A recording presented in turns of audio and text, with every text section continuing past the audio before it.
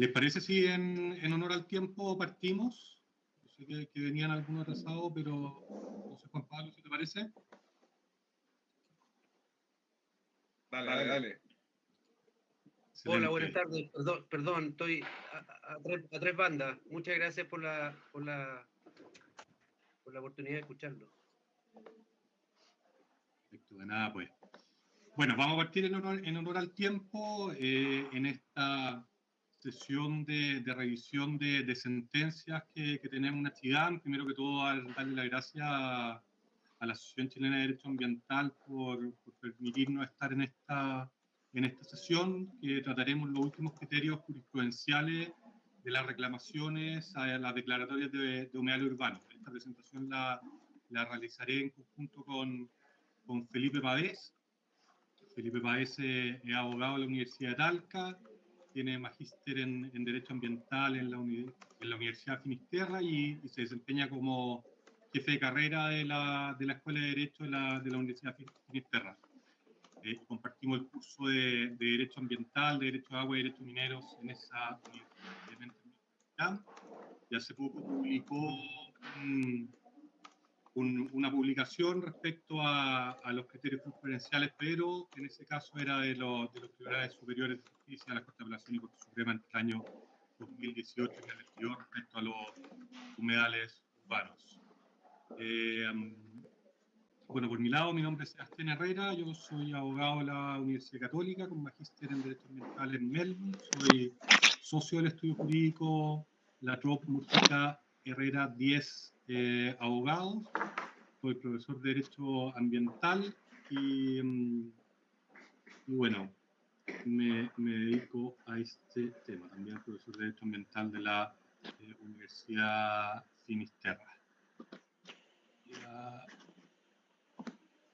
Entiendo que ahí se ve bien, ¿o no? No sé si alguien me puede borrar, no los veo, pero entiendo que se vería bien. Se ve bien. Perfecto, gracias. Bueno, comentarles desde un punto de vista de organización que la idea, al igual que en los otros seminarios que se han realizado, que las preguntas se realicen por el chat. Desde un punto de vista de orden, voy a partir presentando yo. Si es que esto corre, ahí está. Voy a partir con un breve contexto de la ley de humedales urbanos, las superficies que se han protegido hasta el día de hoy, cuáles han sido las reclamaciones o el número de reclamaciones desde un punto de vista cuantitativo hasta agosto del año 2024, y después voy a analizar los criterios jurisprudenciales del primer tribunal ambiental, los últimos, los de este año, obviamente, no todos. Y después de eso va a seguir Felipe analizando los criterios jurisprudenciales que se han dado los últimos en el segundo tribunal ambiental y en el tercer tribunal ambiental. Bueno, a modo de contexto, comentarles que los humedales urbanos está claramente definido desde un punto de vista científico que son ecosistemas absolutamente no solamente frágiles, sino que valiosos desde un punto de vista ecosistémico y desde un punto de vista de los servicios ecosistémicos que nos prestan a nosotros, a los seres humanos. La ONU, calculando, ha dicho que hay más de 1.000 millones, ahí se decían, hay un error, de personas que dependen de los humedales directamente como medio de subsistencia, y si es que uno hace un análisis, pues bien rápido en esta parte, hace un análisis desde un punto de vista del desarrollo de las distintas urbes o ciudades en los siglos XX y siglo XXI, muchas de estas ciudades se han desarrollado alrededor de distintos lugares que eran o siguen siendo en alguna parte humedales, y obviamente esto ha hecho que los paisajes se hayan transformado de forma drástica. Desde un punto de vista de la protección, ¿no es cierto? La convención de Ramsar fue el primer tratado internacional en buscar darle protección a estos ecosistemas. No, obviamente no el único, sino que hay otros varios que han tratado de darle protección a estos ecosistemas. Está CITES también los trata, también los trata distintas normativas nacionales, ¿no es cierto? Después de la legislación internacional había normativa antes de la ley 21.202 desde un punto de vista más disperso, que le daba cierto tipo de protección a los humedales, y se decidió por nuestro Congreso tratar a los humedales urbanos de una forma específica y darle una protección que logre poder regularlo y poder aislarlos de las distintas presiones, principalmente por el crecimiento de las ciudades que estos tenían.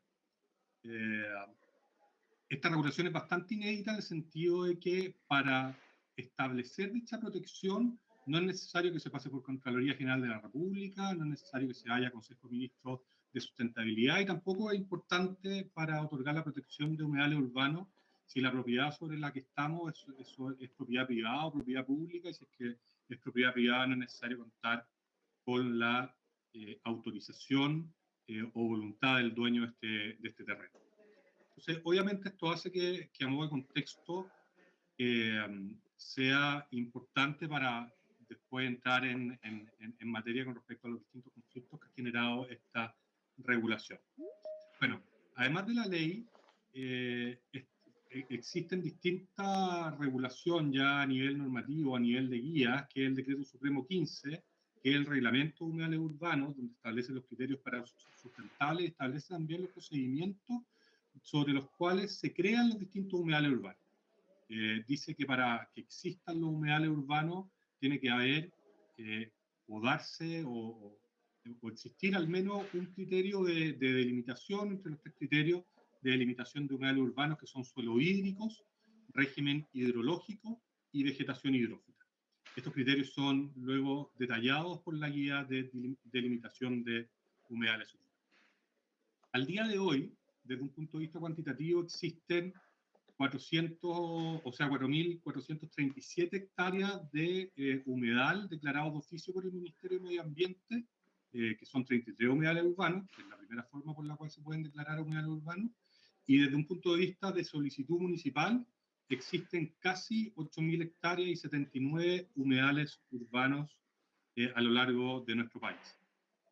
Esto ha tenido, sobre todo con las primeras declaratorias de humedales urbanos, principalmente las declaradas de oficio por el Ministerio de Medio Ambiente a principios del año 2022, finales de 2021, generó un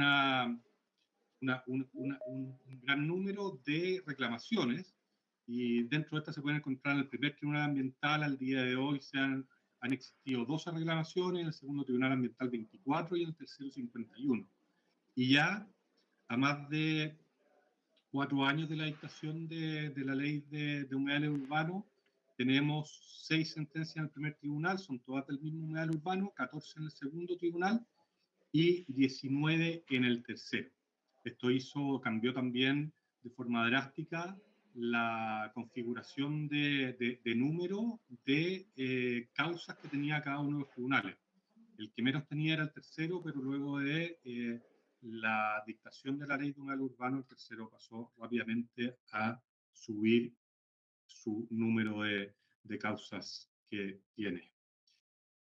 Bueno, entrando en materia y ya entrando a los últimos criterios jurisprudenciales, como les señalé anteriormente, el primer tribunal ambiental ha dictado en su historia 6 sentencias de humedales urbanos, todas estas desde junio del 2024, de este año en adelante, y todas estas dicen relación con reclamaciones que se presentaron contra la misma resolución que declaraba como humedal urbano la desembocadura del río Utah. El río Utah está ubicado al norte de la ciudad de Arica, y la verdad es que una de las principales particularidades como criterio jurisprudencial nuevo que podemos ver, a diferencia de los otros fallos que se habían visto con anterioridad, es que el primer tribunal ambiental, para resolver estas reclamaciones, decidió no acumular las reclamaciones que se presentaban.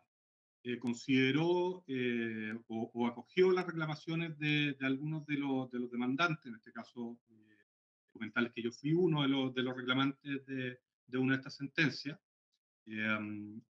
Así que el tribunal decidió acoger que no se acumularan debido a que las pretensiones de las distintas partes eran bastante disímiles, o los argumentos por los cuales se solicitaba la declaratoria de humedal urbano, y el humedal obviamente en las distintas partes tenía distintas características. Acá ninguno de los reclamantes negaba la existencia de un humedal urbano, sino que los distintos argumentos de las distintas partes decían que en el terreno de los representados o de las distintas partes no existía o no se configuraban los criterios que señalaba el Ministerio de Medio Ambiente para configurar la existencia de humedal urbano, de los tres criterios que dicta el reglamento. Bueno, las sentencias se fallaron en dos grupos, o en tres grupos, perdón. La primera de ellas, hay dos sentencias que se rechazaron, que son las dos que su principal argumentación estaba basado en señalar o en argumentar que la resolución que declaraba humedal urbano era ilegal debido a que atentaba contra el derecho de propiedad. Esto la verdad es que la gran mayoría, si no todos los fallos que existen sobre este tema han sido bastante contundentes en señalar que el derecho de propiedad no se ve vulnerado por la declaratoria de un humedal urbano siempre y cuando se entienda que esto es un legítimo derecho en la medida que se busca el uso del aprovechamiento racional para asegurar la permanencia y capacidad de regeneración de aquellos componentes ambientales del humedal. Interesante es en la segunda de las sentencias, que a pesar de que fueron dictadas con respecto al mismo humedal y fueron dictadas el mismo día, es que tiene un voto preventivo que la argumentación de ese voto preventivo de la ministra Sandra Álvarez es relevante y vamos a ver que después se ve reflejada en los fallos de las otras sentencias de este mismo tribunal. En ese voto preventivo, la ministra Sandra Álvarez señala que existiría una colisión de derechos del 1924 y 19 número 8 y que lo que habría que hacer para resolverlo no es decidir entre uno y otro desplazando el que no es elegido, sino que lo que había que hacer era armonizar estos dos derechos. Y para ello decía que lo que había que seguir era dos principios básicos, que era el principio de proporcionalidad y ponderación, y que el legislador lo que había hecho era guiar la interpretación necesaria para llevar adelante el principio de ponderación a través de los criterios técnicos que constituyesen en definitiva el estándar de declaratoria de humedal urbano. Y esto, lo que decía la ministra Sandra Álvarez, es que el legislador no solamente lo había hecho a través de la dictación de la ley 21.202, la ley de humedal urbano, no solamente a través del reglamento, sino que también a través de las distintas guías que se debían dictar o que el reglamento decía que tenían que dictarse. Y por lo tanto, eran esas guías, era ese reglamento y era esa ley, dice la ministra Sandra Álvarez, que guían la interpretación para que se cumpla con el principio de ponderación. Bueno, después hay otro grupo de dos sentencias del primer tribunal ambiental que se acogieron las reclamaciones en todas sus partes. Acá la verdad es que lo que se hizo fue seguir un poco los argumentos que se habían dado anteriormente en otras sentencias, donde principalmente se basa en la falta de motivación del acto administrativo y la metodología en la delimitación. Principalmente la falta de motivación se fundamentaba en el hecho de que no se siguieron los criterios científicos o el método científico establecido en la guía de delimitación de humedales urbanos para fundamentar que concurría a alguno de los tres criterios establecidos en el reglamento.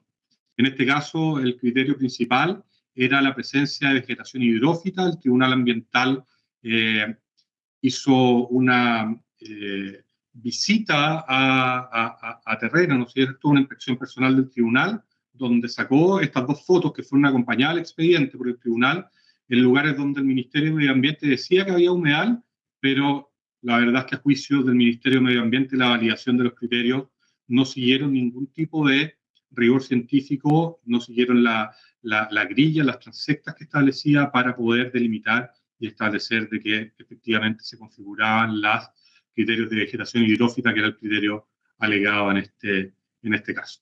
Bueno, también se levantó el argumento de la vulneración al derecho de propiedad, que fue rechazado como en todos los otros casos, y la falta de consideración de los antecedentes aportados por la reclamante. Eso también es un criterio que ha sido acogido reiteradamente por nuestros tribunales ambientales, de modo de, señalando, perdón, de que el principio de contradictoriedad dispuesto en el artículo 10 de la ley 19.880, por mucho que no aparece expresa en la ley de humedales urbanos, se entiende incorporado por el hecho de que, como dice el profesor, como dice, perdón, entiendo que es el profesor Soto, la incorporación de una ley especial no puede reducir los criterios establecidos en la ley 19.880.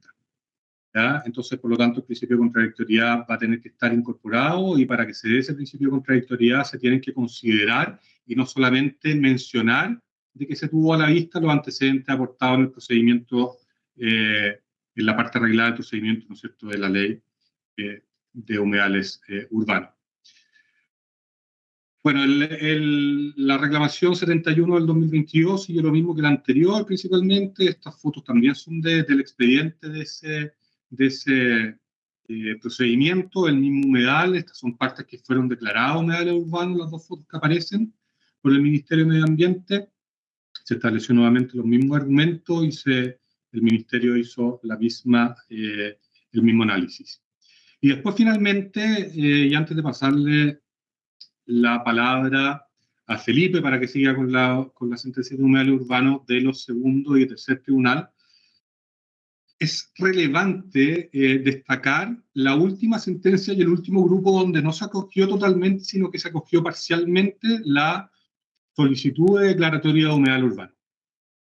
En este caso, lo relevante y lo nuevo y lo que no se había visto antes, por lo menos en las sentencias que yo he revisado, ahí Felipe, confírmame si es que tú lo has visto, y la verdad es que los libros que han escrito de esto, que hay 2 libros ya de humedal urbano, y hay varios también publicaciones, no lo habían levantado sobre la consideración o sobre el análisis que el Ministerio de Medio Ambiente haya realizado para determinar la configuración de algunos de los 3 criterios, y en este caso el Tribunal Ambiental fue más allá de solamente decir de que el criterio no había seguido la metodología científicamente establecida en la guía o algún otro procedimiento científico para llegar a esas conclusiones, sino que el Tribunal Ambiental acogió los argumentos esgrimidos por las partes,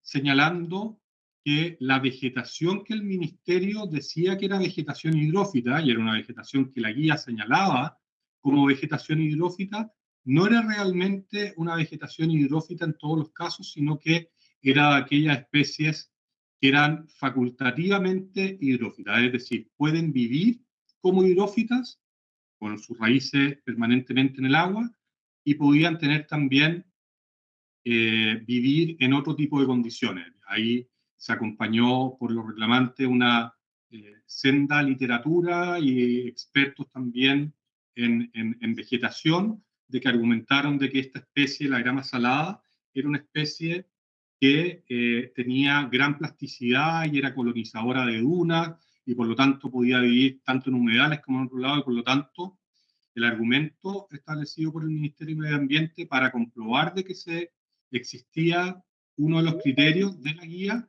no era un argumento absolutamente convincente.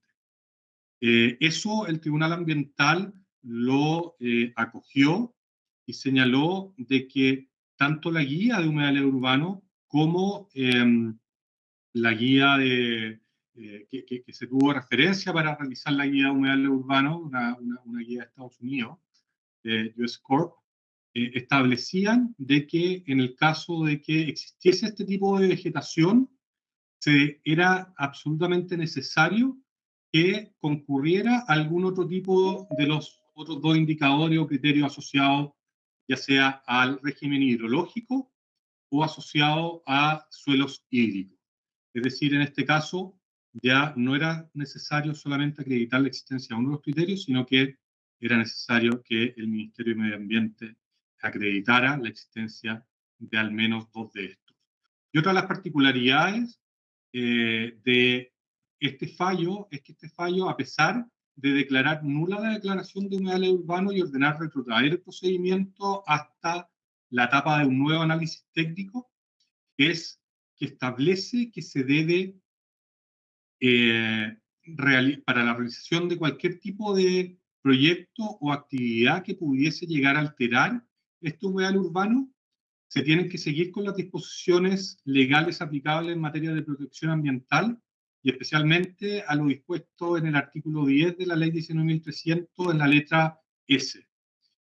Acá claramente es difícil de interpretar si es que el tribunal se refiere a la afectación que podría llegar a existir por cualquier proyecto que esté fuera del humedal urbano, ¿ya? De un humedal que la jurisprudencia también ha sido clara en señalar de que lo que hace la declaratoria de humedal urbano es solamente declarar y por lo tanto se entiende que existe con anterioridad y por lo tanto la protección que se debe otorgar es con anterioridad, o que quiere ir más allá y que quiere decir que mientras exista esta situación de que se está en proceso de declaración, se tiene que seguir con lo que la misma ley dice, de que los permisos de edificación, por ejemplo, tienen que mantenerse o no otorgarse.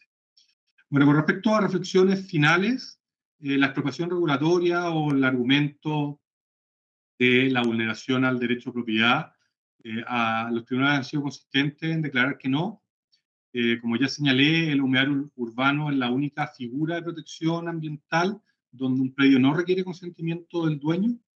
Se discute si la facultad reglada o discrecional. Yo creo que la verdad es que la respuesta, a mi juicio al menos, es que no es lo uno ni lo otro, sino que es ambos. Tiene parte reglada y parte discrecional, principalmente reglada, pero en ese sentido se tiene que seguir el procedimiento establecido.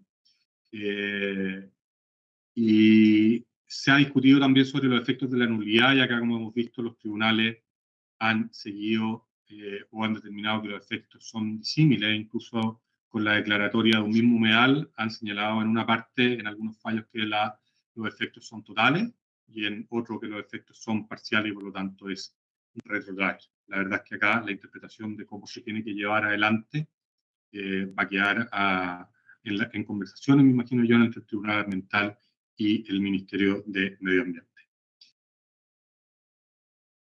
Eso por mi parte. Felipe, tienes la palabra, por favor, adelante.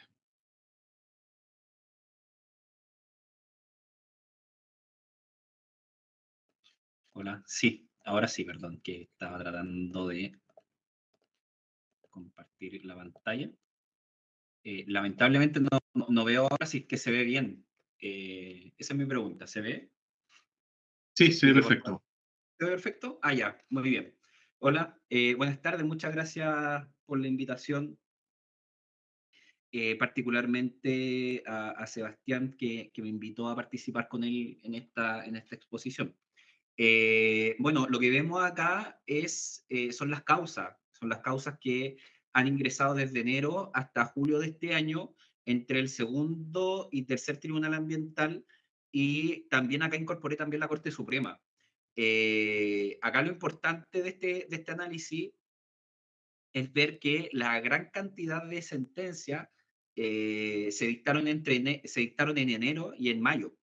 Ahí se encuentra atomizada la gran cantidad de sentencias. Es interesante el número, lo identifico como hallazgo para tal vez futuras exploraciones, saber por qué se da de esta manera o por qué se comporta de esta manera la justicia ambiental. Por otro lado, acá nosotros vemos los órganos que llevan esta causa, que es la Corte Suprema, el segundo tribunal ambiental y el tercer tribunal ambiental. Acá no estamos hablando simplemente de causas de declaratoria de humedal urbano, sino que estamos viendo todo el complejo de causas en materia ambiental que están conociendo estos dos tribunales y la Corte Suprema. Lo que llama la atención acá es esta diferencia que sobrepasa de los 3 a 5 puntos porcentuales de la Corte Suprema al segundo tribunal ambiental, siendo que el segundo tribunal ambiental es un tribunal especial que debería conocer con mayor sigilo estos asuntos en materia ambiental. El tercer tribunal ambiental con la Corte Suprema se mantienen medianamente equilibrados, pero nos llama la atención ese 35% por parte de la Corte Suprema en conocer temáticas ambientales, existiendo tribunales especializados para esto. Acá nosotros encontramos los temas abordados por los distintos temas que son conocidos por estos tres órganos, en donde la mayoría de esta situación se la llevan los sancionatorios ambiental y las reclamaciones por invalidación ambiental. De enero a julio se han dictado 78 sentencias en materia ambiental entre el segundo, tercero y la Corte Suprema. Y llama la atención que el 23% y el 31% sean o reclamaciones por invalidación ambiental o sancionatorio ambiental. Vean ustedes que la reclamación contra declaratoria de humedal está recién en un 9%. Si nosotros esto lo llevamos a cómo se han comportado los distintos órganos en estas diversas temáticas, encontramos esto. Encontramos que se encuentra mayoritariamente atomizada la materia ambiental en el tercer tribunal ambiental. Eso también es un hallazgo. Para una futura investigación tal vez sería llamativo ver por qué se produce esto. Uno medianamente puede tener algunas aproximaciones por el tema de que están en la zona sur del país, que tal vez existe más vegetación, más conflicto ambiental en esa zona. Pero esto no deja de ser llamativo. Si nosotros nos vamos, por ejemplo, en las temáticas del tercer tribunal ambiental, que es donde se incorpora la mayor cantidad de causas, porque el segundo, como vimos con anterioridad, solamente llega hasta un 29%, acá la mayor parte está recogida en la demanda por reparación de daño ambiental y la reclamación contra declaratorias de humedad. ¿Qué es lo interesante acá? Que si bien estos números están separados por sobre el 3%, en la reparación por daño ambiental, igual nosotros encontramos temas referidos a humedales urbanos, humedales rurales, artificiales y humedales naturales. Entonces, sobre los humedales y su reconocimiento, como bien comentaba Sebastián, ya esto dejó de ser parte de los tribunales ambientales propiamente y comenzó todo, si uno comienza a decir cuál es la sentencia señera, no puede dejar de lado la sentencia 118 del año 2018, en donde se utiliza el concepto de humedal urbano de la Convención para reconocer un humedal que no tenía reconocimiento oficial en esa época. Hoy en día, las sentencias, ya sea de reparación por daño ambiental, no distinguen si el humedal es urbano o no es urbano. Lo que le interesa es que tenga biota acuática y que comprenda biodiversidad. Esto es para efectos de la reparación del daño ambiental o puede ser también para una protección por medio del recurso de protección. Pero si nos vamos ahora al tema de la declaratoria de humedal, yo acá hice un ejercicio un poco distinto al de Sebastián, que solamente menciono los humedales y la región a la cual pertenecen.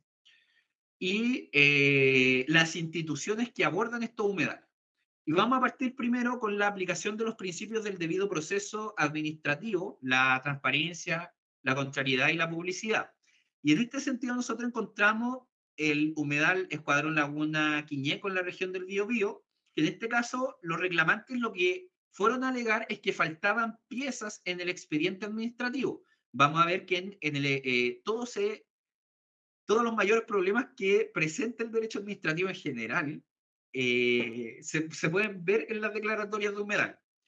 Acá el Tribunal Ambiental lo que señala, el tercer Tribunal Ambiental, es que el reclamante es el que debe individualizar qué partes del expediente son las que faltan y de qué manera esto puede alterar el principio de transparencia. Otra alegación también que se presenta en este caso del humedal Escuadrón Laguna Quiñeco es que el Ministerio del Medio Ambiente no incorpora fuentes bibliográficas y que existen errores en la foliación del expediente. En cuanto a las fuentes bibliográficas o las referencias, el tercer tribunal ambiental indica que la administración del Estado no está obligado a incorporarla en el expediente. Y referente a los errores de foliación, señala de que si bien esto puede ser un vicio formal, no es de la esencia y por consecuencia no vendría a ser un vicio en el procedimiento. En cuanto a la humedal price, que también se encuentra en la región del Biobío, acá la duda es que si la municipalidad debió comunicar la solicitud de declaratoria. El tribunal señala que por ser un acto administrativo que declara admisible el reconocimiento de un humedal como tal, la publicación por medio del diario oficial vendría a ser un mecanismo de publicidad coherente con esta naturaleza. Por otro lado, y sosteniendo esta hipótesis que se establece en el humedal price, está también el humedal Valle Volcanes, que no lo quise incorporar acá, porque lo vamos a ver al final con falta de motivación. Acá lo que dice el Tribunal Ambiental que la publicidad en el diario oficial es más que suficiente para dar cumplimiento a un justo y racional procedimiento, considerando sobre todo que al publicarse un acto administrativo a un número indeterminado de individuos y que produce efectos generales, no existe un instrumento más idóneo que la publicación en el diario oficial. Lo que sí el Tribunal Ambiental establece es identificar que el Ministerio del Medio Ambiente, al no comunicar, por ejemplo, a los interesados que va a realizar una visita a un humedal que pretende ser declarado como humedal urbano, pasa a llevar el principio, a este principio de contrariedad y de transparencia sobre todo. Y también se pasa a llevar este principio cuando el Ministerio del Medio Ambiente no se hace cargo o no da respuestas suficientemente fundadas a los antecedentes presentados por los reclamantes en un periodo de información pública. Por otro lado, está también el tema de la falta de motivación. Y acá los fanáticos del derecho administrativo y del derecho en general, no solamente el derecho administrativo, señala de que es el elemento formal más riguroso de un acto administrativo. La falta de motivación es el elemento formal más riguroso que debe tener un acto administrativo. Y dentro de la caracterización de causas que se hizo, acá nosotros encontramos por lo menos 5 sentencias de humedales urbanos, 2 de la región del Biobío y 3 de la región de los lagos, en donde se reconoce esta falta de motivación por parte del Ministerio del Medio Ambiente. Acá, por ejemplo, encontramos el humedal Escuadrón Laguna Quiñeco y también el humedal Paicaví. La falta de motivación en la sentencia se manifiesta en el expediente administrativo, nos dice el tercer tribunal ambiental, y la resolución que reconoce el humedal urbano como tal, pues no entrega fundamentos que permitan concluir de manera categórica qué medios de prueba se utilizó y bajo qué juicio se delimitó este humedal urbano. Señala también la sentencia que en lugar de asentar hechos relevantes para motivar su decisión, la autoridad emite meramente pronunciamiento apoyándose de afirmaciones no comprobadas ni comprobables, lo que hace imposible validar los criterios utilizados y probar esta cartografía. En cuanto al humedal Paicaví, lo que señala es que la falta de motivación respecto al cumplimiento de los criterios de delimitación del humedal urbano,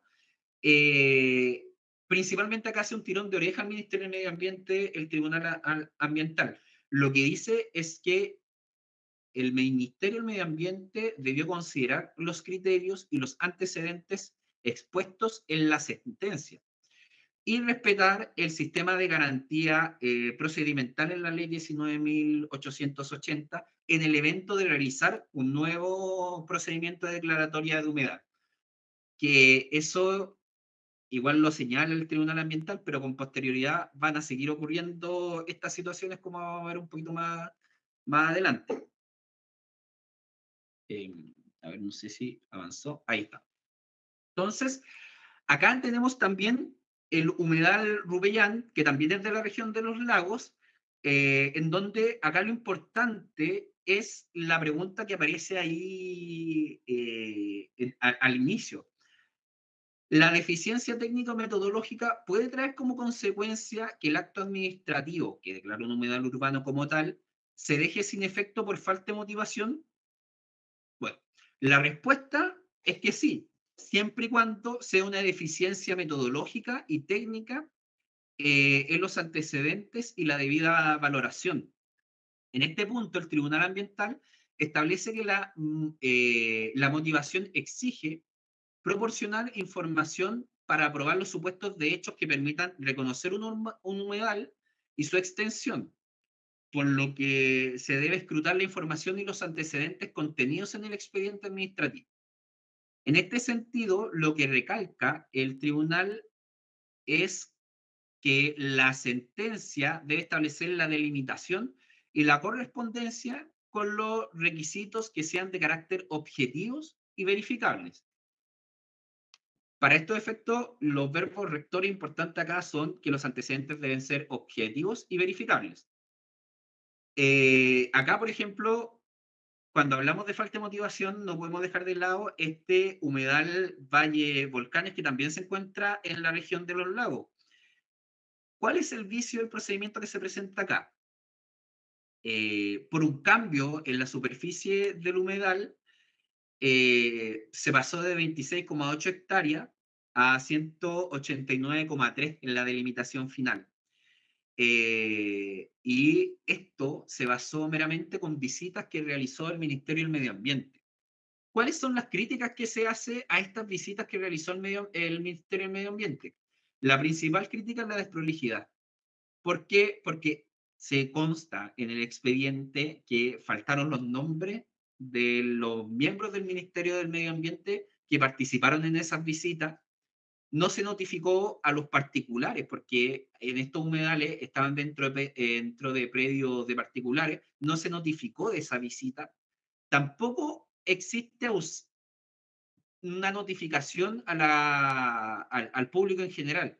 Y tampoco consta de una metodología en las visitas. Solamente lo que hizo el Ministerio del Medio Ambiente fue realizar una visita al humedal, sacar fotos y esa acompañarla en el expediente, sin siquiera establecer una conexión entre lo relatado y lo exhibido. Lo anterior es relevante, pues los reclamantes, al momento de ser, es decir, al momento de que se presentó el polígono original, los reclamantes no estaban involucrados en esta causa. El tribunal lo que dice acá es que la autoridad debió decretar un nuevo periodo de información pública y asegurar el derecho a ser oído por parte de los reclamantes. Y al ser sustancial y significativa la modificación del polígono original, involucrar también varios predios, señala que se deja en indefensión. Y esta indefensión se materializa en que se vedó el derecho a ser oído. Y por consecuencia a los reclamantes se le acogió esta solicitud. En cuanto a humedal o vejería también de la región de los lagos, acá es importante tomar en consideración estos elementos que se establecen acá, porque son elementos objetivos y verificables, que es lo que señala el tercer tribunal ambiental, cómo se debe establecer la declaratoria de un humedal, en donde existía análisis de imágenes satelitales de hace más de 5 años que no se incorporaron en el expediente, fotografía no dan cuenta de la dominación o de la vegetación o de la cantidad de agua también que comprende el humedal, que por otra parte los antecedentes que fueron presentados por los particulares no fueron incorporados en el expediente y que las visitas en el terreno no permite verificar el cumplimiento de los criterios de delimitación del humedal. Entonces, acá tenemos dos humedales que se encuentran completamente en lugares distintos, en donde converge la misma situación, la falta de prolijidad al momento de realizar las visitas y de elaborar el expediente. Entonces, acá que es lo que nos señala que referente a este humedal existía una interconexión o no de humedales con otros cuerpos de agua. Acá existe una reclamante que presentó observaciones a la declaratoria, incorporó cartografía y lo que alega es que estos no fueron incorporados en el expediente. Lo que ella trataba de determinar es que la laguna 23 y 24, que se encuentra en el humedal, eran parte de esta. Y el Ministerio del Medio Ambiente, lo que señala la reglamante, es que omitió estos antecedentes al momento de limitar el humedal.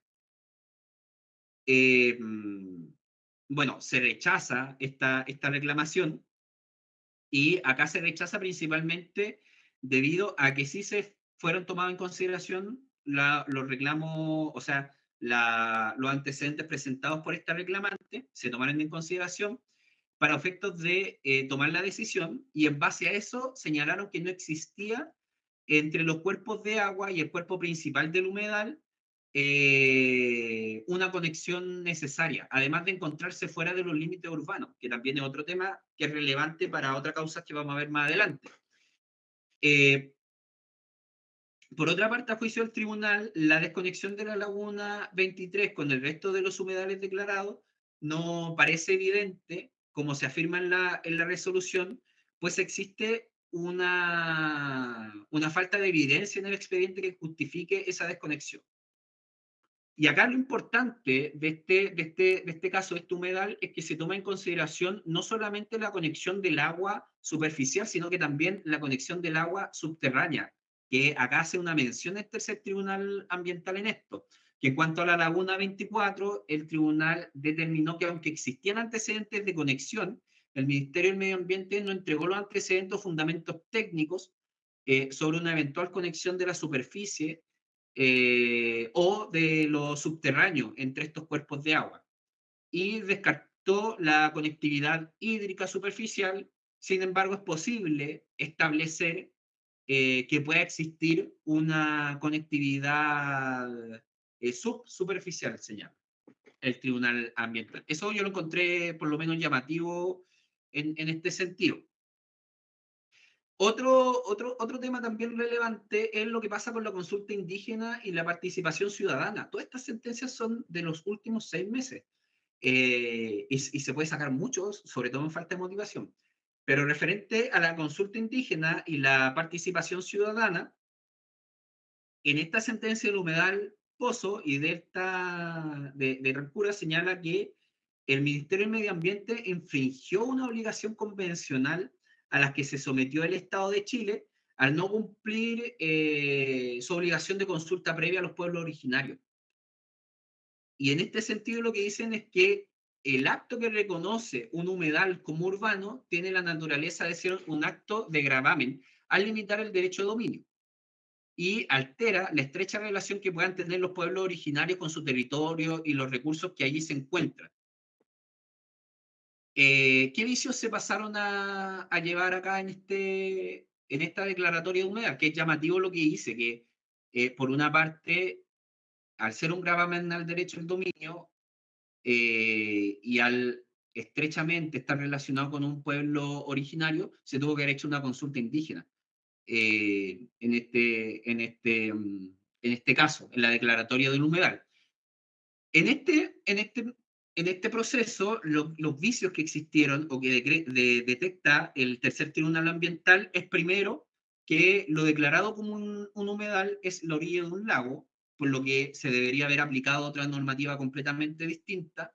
En segundo lugar, establece que existen deficiencias metodológicas, volvemos a las deficiencias metodológicas, que con anterioridad ya estaban en otras causas, que llevan a concluir que el expediente no se presentaron los antecedentes que permitían justificar la delimitación del humedal. En tercer lugar, que en base a esto se establece una falta de motivación. Y en cuarto lugar, referente a la falta de motivación, en el área declarada por el Ministerio del Medio Ambiente, se encuentran 3 superficies distintas, o sea, encontramos 3 cuerpos de agua distintos y acá lo que hace el Ministerio del Medio Ambiente es solamente ver las características de un humedal y extrapolarlos a los otros 2. Es esa la tarea que hace el humedal, el Ministerio del Medio Ambiente en este humedal. Entonces, bueno, acá está también la duda de que si es que lo que se protege es un humedal urbano o un humedal rural. y si es que existe o no una desviación de poder en esto, porque el tercer tribunal ambiental se refiere en esos términos cuando no se declara un humedal, cuando se declara un humedal urbano en condiciones en que debería haber sido un humedal rural. En este caso se discutió también de que fue mayor parte del humedal se encontraba en zona rural. Y acá el ministerio decidió proteger un humedal situado fundamentalmente en una zona rural sin justificar la conexión o la interdependencia con aquel o aquellos que se encuentran situados en una zona urbana. Para estos efectos, el Ministerio de Medio Ambiente debió producir información idónea que permita de forma explícita o implícita acreditar que dicha interdependencia existía, lo cual no sucedió en este caso. Vamos a ver otro caso más sobre consulta, pero sobre los procesos participativos, pero en este caso sobre la participación ciudadana. Bueno, acá está lo que había señalado hace un rato, que era que el tercer tribunal ambiental, para efectos de ver si es que lo que se está declarando como humedal era un humedal urbano o un humedal rural, señala que el Ministerio del Medio Ambiente, al ejercer su potestad, se desvió de los fines para los cuales fue concedido el régimen de protección de la Ley 21.202, lo que configuraría una hipótesis de desviación de poder. Esto ya es bastante severo lo que señala el tercer tribunal ambiental, que afecta la legalidad del acto reclamado. Acá en conversaciones con un profesor de Derecho Administrativo, quien le dejo los saludos, Tomás Valenzuela, me señalaba de que si bien puede entenderse que existe una desviación de poder, acá tal vez podríamos encontrar una desviación de objeto, porque la desviación de poder, si nosotros lo entendemos como tal, es el ejercicio de una potestad para un fin distinto a aquel que fue contemplado en la norma. Y acá no estamos viendo eso, sino que meramente lo que nosotros estamos haciendo es delimitar la protección de un cuerpo de agua. Creo yo, no sé, eso puede ser discutible, pero de ahí a pasar a una desviación de poder yo lo encuentro bastante severo. Este es el otro caso referente a la participación ciudadana, que lo vimos en la Laguna Quiñeco, que fue la primera sentencia que analizamos, que acá lo que dice es que sin perjuicio que la ley 21.202 no establece una regla especial de consulta pública, el tribunal indicó que conforme al contexto procedimental, es decir, al contexto axiológico propio de la norma, que esto es un proceso que debería contener una consulta pública, en base a lo que comprende la declaratoria de humedal, el Ministerio del Medio Ambiente debe disponer dicha etapa. Pero solamente cuando exista un cambio de consideración, no en todos los casos, sino que cuando exista un cambio de consideración, para así anticiparse a los resultados. Que esto puede ser extrapolable al caso del humedal Valle Volcanes de la región del Biobío, que fue el caso anterior en donde no sé si todas las personas que fueron, ni tampoco se les notificó a las personas que fueron perjudicadas por este cambio del humedal original, del perímetro original, de los 26,8 a los 186 que fue después. Eso por mi parte.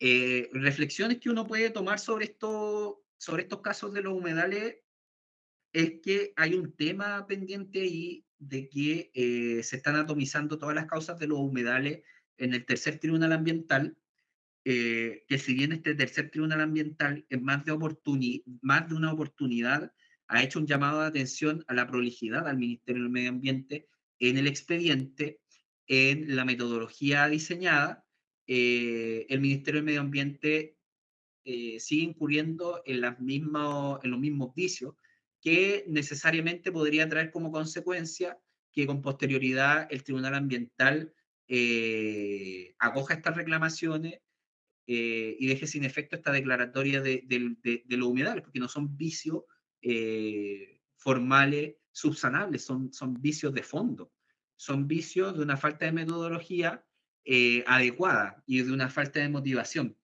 Referente al otro tema de que si es necesario o no que la publicación sea mediante el diario oficial, esto es un tema que ya el tercer tribunal ambiental, el segundo, y el primero ya lo ha sentado en la mayoría de los casos, de que bastaría solamente con la publicación en el Diario Oficial por ser una publicación que va a un grupo indeterminado de sujetos. Yo lo más llamativo que encuentro en la sentencia es esta idea de la desviación del poder en la declaratoria de humedales que son rurales. Y lo otro también que me llamó la atención, que lo vi en 2 sentencias, y que hay que ver cómo se va a comportar los tribunales ambientales en el futuro, es esta idea de que hay que analizar igual el agua subterránea que se encuentra en un humedal. Eso por mi parte, rezo las gracias nuevamente a al Chidam y a Sebastián por la invitación, y muchas gracias. Excelente, gracias Felipe por tu presentación. No sé si hay alguna pregunta.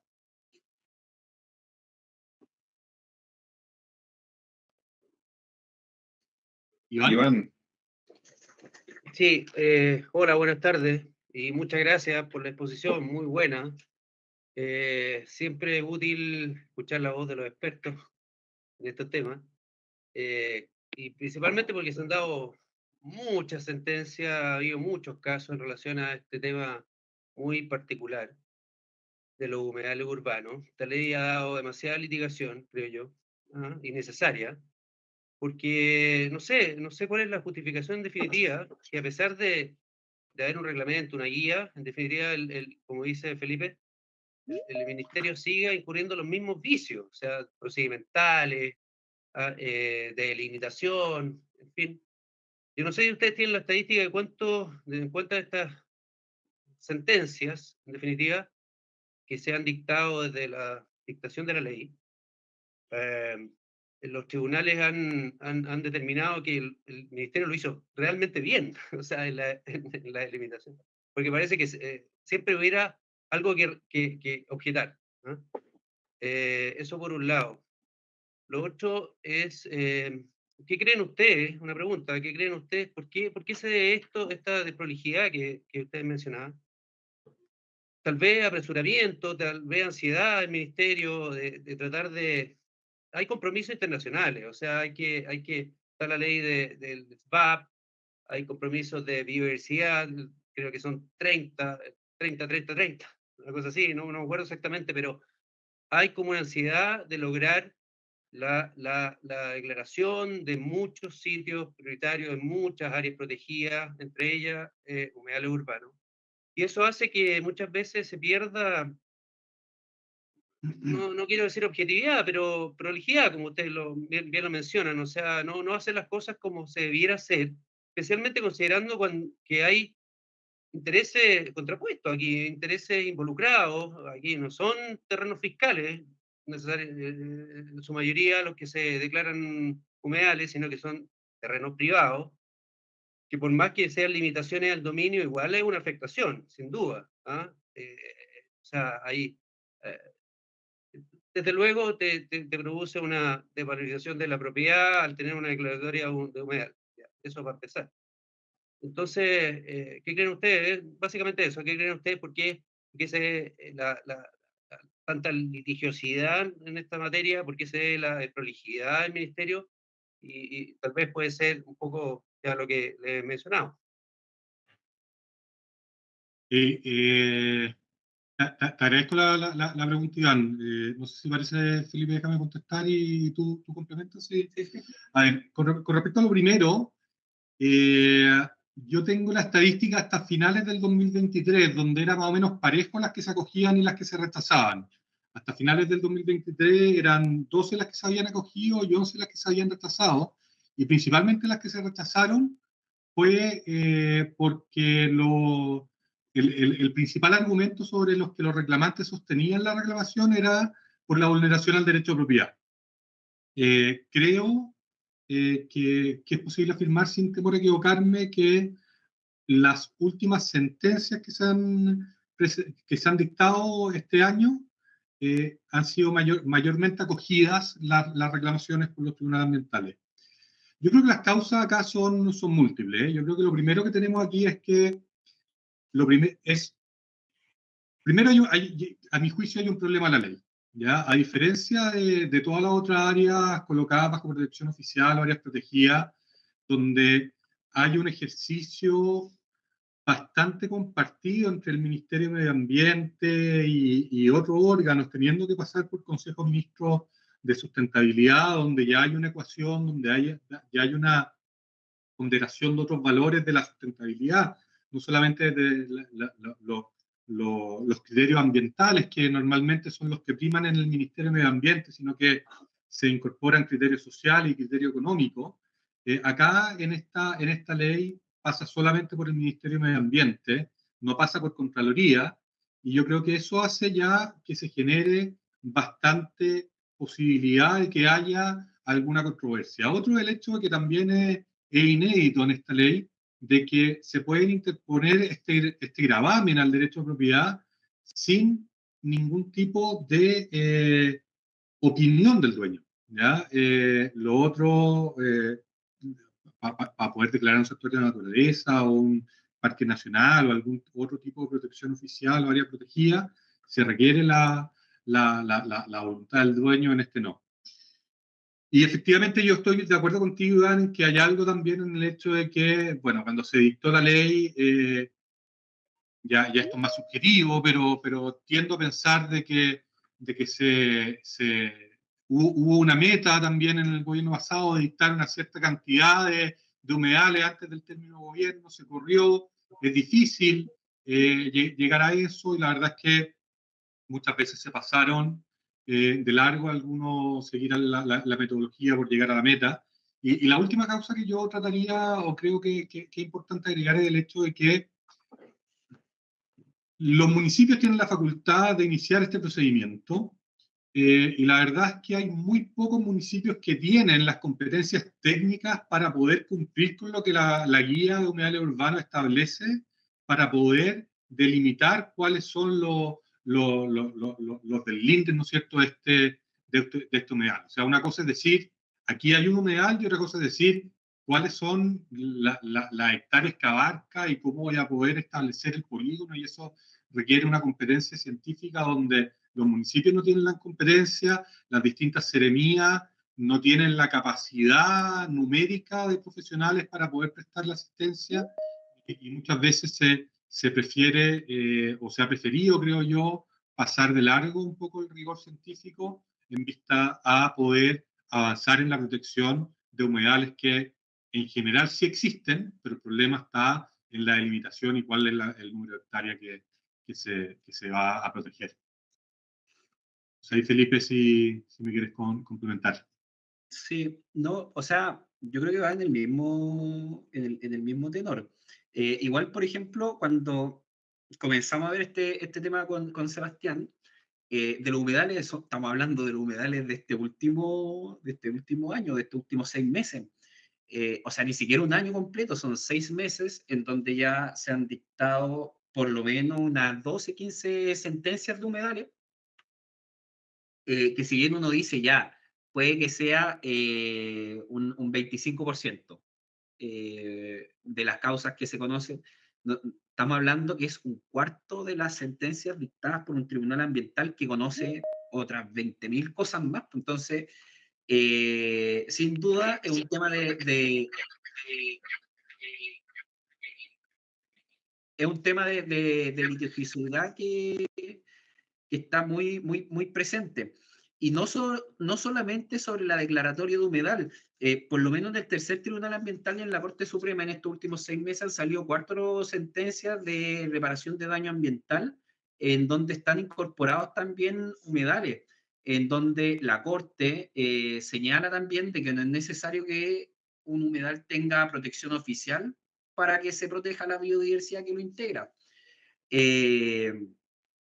Yo lo que veo es eso, como que ya los humedales están y tengo, ¿no?, una protección oficial por parte del Ministerio del Medio Ambiente.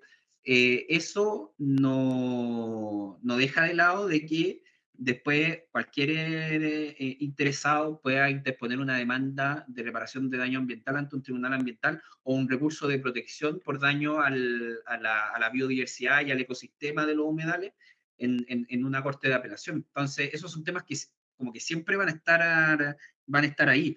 Yo creo que la falta de, o sea, la desprolijiosidad que existe por parte del Ministerio del Medio Ambiente puede responder un poco al tema de la ansiedad que puedan tener un ministerio en declarar una cierta cantidad de humedales como humedales urbanos.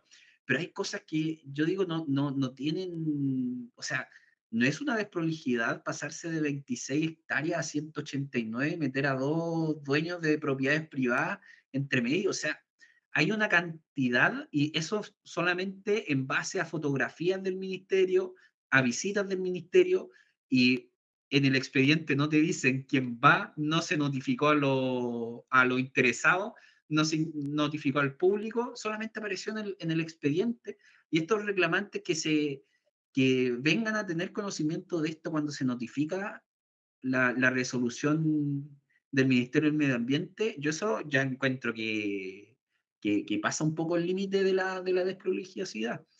Uno lo podría entender un poco en que no se notificó, no se adaptaron ciertos criterios metodológicos científicos, pero un salto tan grande de 26 a 189 yo encuentro que es mucho. Referente al tema de la propiedad privada, ya no un tema, o sea, uno dice, acá uno tendría que ponderar derecho, pero ya esto no, un tema del, o sea, ir con esa mentalidad del abogado clásico tradicional del derecho a la propiedad a un tribunal ambiental no es opción. Yo creo que las opciones son más que nada atacar el acto administrativo, atacar el expediente administrativo, como decía Sebastián, referente al primer tribunal ambiental, que no lo había visto nunca, atacar la vegetación. Sí, uno tiene que atacar eso, no puede atacar el tema de la propiedad, porque ya ese tema para un tribunal ambiental o para una Corte Suprema o la Corte de Apelaciones, esos son temas que ya están súper superados. Lo que sí me llama la atención de tu comentario, Iván, que lo encontré súper bueno, es esta limitación a la propiedad en razón a la función social. O sea, es tal la limitación que se hace a la propiedad que termina siendo una expropiación velada. Uno podría suponer que es una expropiación velada, porque a la final te delimita tanto la facultad del dominio que tú no puedes hacer nada con la propiedad que tiene un humedal entre medio. Y ahí mismo esta sentencia del 188 del año 2018, bajo esos criterios se corrió un colegio, o sea, se sacó un colegio que estaba cerca de un humedal porque se podría haber afectado. Eh, entonces, con eso, con lo cual nosotros nos estamos encontrando hoy en día en la litigiosidad ambiental en temas de humedales.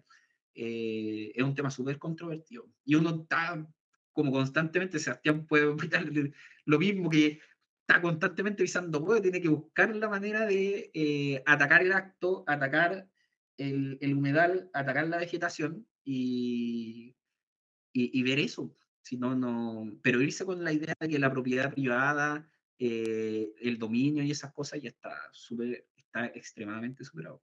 No, está claro, Felipe, te agradezco tu comentario. Sí, no, en relación a, la otra vez hay una sentencia también de la Corte Suprema en relación a las dunas de Concón, los sectores de naturaleza.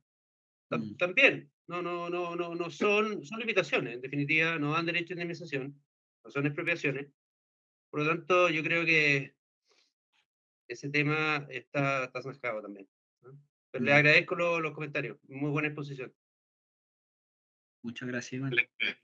Muchas gracias, Iván, por la pregunta. No sé si hay alguien más que tiene alguna pregunta.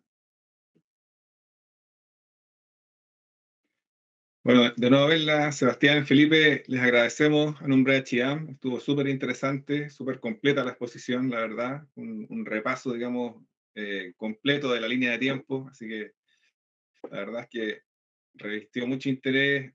Y bueno, también quedan temas seguramente que podremos ver más a futuro. Por ejemplo, la relación de el cuidado de los humedales y los delitos ambientales que se crearon el año pasado, por ejemplo, ¿no es cierto? Ahí también hay algunos cruces interesantes que vamos a ir viendo cómo se desarrollan. También sería súper interesante más adelante poder, por ejemplo, invitar a algún biólogo o algún especialista, digamos, otra ciencia para que, ¿no es cierto?, nos contara algunos aspectos, sobre algunos aspectos más técnicos, ¿no es cierto?, que a uno dudas que a uno le surgen viendo las exposiciones de ustedes. Se aplica, por ejemplo, el criterio de la unidad de corriente, el código de agua, en relación a un humedal, digamos, y otros cuerpos de agua que pueden estar en los alrededores, etc. Así que bueno, si no hay más consultas, les agradecemos. Ahí hay una de Franco Viñolo, disculpen. ¿Qué opinan al respecto? La afectación de grupos humanos pertenecientes a pueblos indígenas. Ah, sí, eso, ya. Sí, o sea, eso salió en una sentencia del tercer tribunal ambiental, en donde ahí lo que, a ver, ahí lo que dijo el tercer tribunal ambiental era que, a ver, acá lo que se hizo fue presentar una reclamación porque no se había hecho una consulta indígena en una declaratoria de humedal.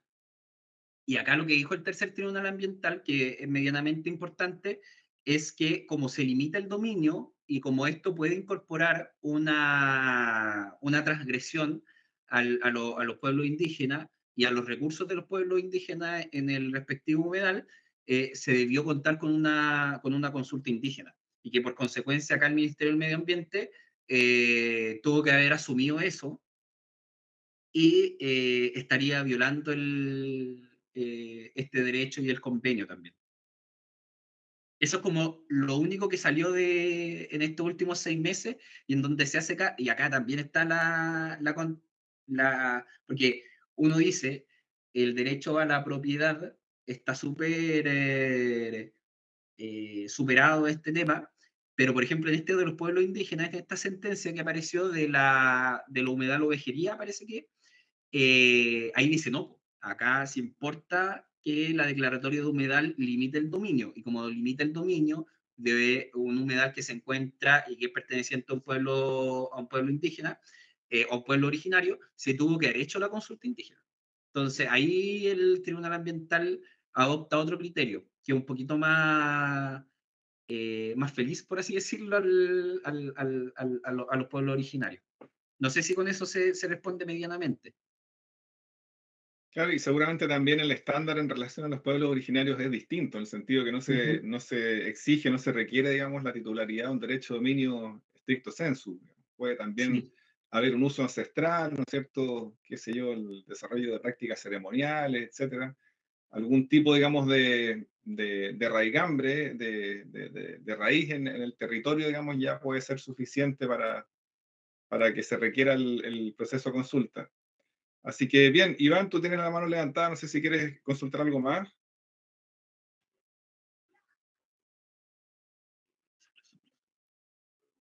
Está muteado. Sí, no, la manito era por la pregunta anterior, no la he sacado. Vale. No, gracias. Vale. Ya, pues, así que un millón de gracias. Del humedal. No sé, Sebastián, Felipe, si les podríamos pedir después la presentación, si fuera posible, Sí. para los asistentes. Ningún problema. Ahí, Juan Pablo, bueno, te la mandamos a ti. Muchas gracias. Aprovecho de darte las gracias por la coordinación. A ti, Juan Pablo, y a Nicolás. Ahí fue un evento clave para que este seminario se pueda llevar a cabo. Sí. Rezan los mismos agradecimientos, Juan Pablo y Nicolás. Muchas gracias. Gracias a ti, Felipe. Muchas Felipe. gracias a todos también. Que estén bien. Nos vemos entonces, si Dios quiere, el próximo Chao. mes, viendo otras sentencias, otros fallos. Que estén bien. Chao. Chao. Chao, gracias. Gracias.